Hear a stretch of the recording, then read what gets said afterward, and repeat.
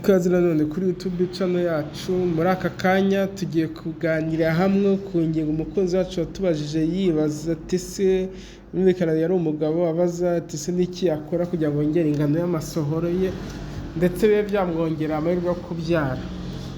Uri kumwe na Dr. Gasangwa Patrick nkomeza kubakangurira gukomeza gukora subscription kuri YouTube channel yacu. Rero impuguke mu buzima zihamya ko kongera amasohoro no kugira amasohoro afite ubuzima byongera amahirwe yo kubyara muri make. Ariko nanone usibye kuba byongera umunezero hagati y'umugabo ugeze igihe cyo kurangiza no gusohora mu mibonano mpuzabitsina n'uwo bari kwikorana, rero amasohoro menshi agaragaza ko umugabo afite imisemburo y'abagabo aribyo bita uriya musemburo bita testosterone uzwi nk'umusemburo wa kigabo ihagije muri rusange ndetse n'ubushobozi bwo gutera inda budasubirwaho. Ubushakashatsi rero bugaragaza ko 90% by'ubugumba bw'abagabo buturuka ku kuba batagira amasohoro ahagije. Buri uyu mugabo nyine yagira ububasha bwo kurema umwana iyo afite byibura miliyoni imwe y'intangangabo muri mililitiro imwe y'amasohoro. Urumva ko aba ari nyinshi. Rero impamvu zishobora gutuma amasohoro agabanuka nizo tugiye kurebera hamwe mbere. Nanone hari igihe ashobora kugabanuka bitewe n'impamvu zitandukanye zirimo ubushyuhe, umunaniro, ibitekerezo byinshi, indwara zandurira mu mibonano mpuzabitsina, kubangamira amabya n'ibindi. Ubushyuhe nyine birumvikana, niyo mpamvu umuntu ari mu bushyuhe uzasanga buriya ariko udusabo tw'intangangabo cyangwa se amabya afite ubushobozi bwo kwiyadabuta ku bushyuhe. Ariko uzasanga umuntu yananiwe cyangwa se afite ibibazo bitandukanye, ubwo afite ibitekerezo byinshi, amasohoro aba make ndetse n'ubushake bwo yakora imibonano mpuzabitsina bikaba bitakunda. Dore inama zafasha umugabo kongera amasohoro ye. Ngibi rero bimwe mu byo wakora kugira ngo urinde kugabanya ingano y'amasohoro usanganwe cyangwa se uyongere mu gihe wari ufite adahagije. Icya mbere, irinde kubangamira amabya yawe.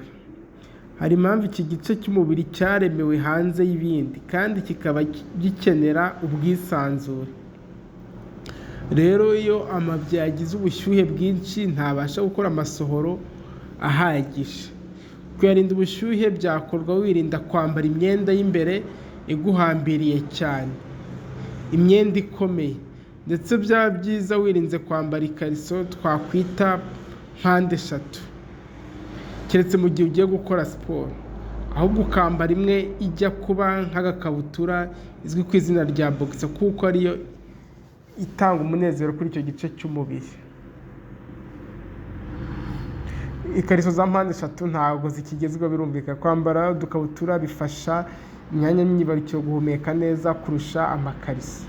Hamwe n'ibi rero ugomba kwirinda sauna, gukora amazi ashyushye no kurana imyambaro y'imbere kugira ngo ibice bikora amasohoro bitabangamirwa. Icya kabiri, gira ibihe byo gukorerwa massage, kuruhuka no guhindura ibitekerezo. Unywa inzoga nkeya kandi wirinde itabi n'ibindi biyobyabwenge bitandukanye kuko bigabanya urugero rw'amasohoro akorwa. Ikindi, gukora siporo zitagamije kunaniza umubiri. Buriya nyine siporo ni nziza kuko ituma habaho ikwirakwizwa ry'imisemburo ya testosterone mu mubiri, kandi imisemburo niyo ifasha mu ikorwa ry'amasohoro. Gusa siporo nyinshi nayo ituma habaho indi misemburo yitwa adrenosteroid, ituma habaho igabanuka rya testosterone. Nko gutwara igare na moto igihe kinini nabyo nibyo kwirinda, kimwe n'ibinini bikoreshwa n'abaterura ibyuma, aho usanga ibinini birimo imisemburo ya steroid nyinshi ikagabanya testosterone. Wowe no misemburo ya steroid no kwa muganga ibinini bya steroid bishobora kugabanya amahirwe yo kubyara.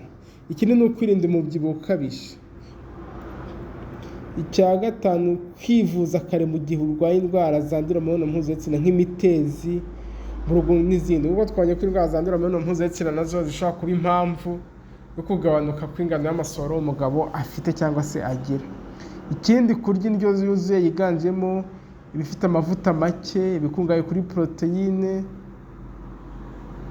imboga nk'ibinyampeke, ubunyobwa, ikawa, ibiribwa bitukura nk'inyama mbisi, inkeri, beterave, avoka, imineke, inyama z'inka, urusenda ndetse no kunywa amazi ahagije bizagufasha kongera ingano y'amasohoro yawe.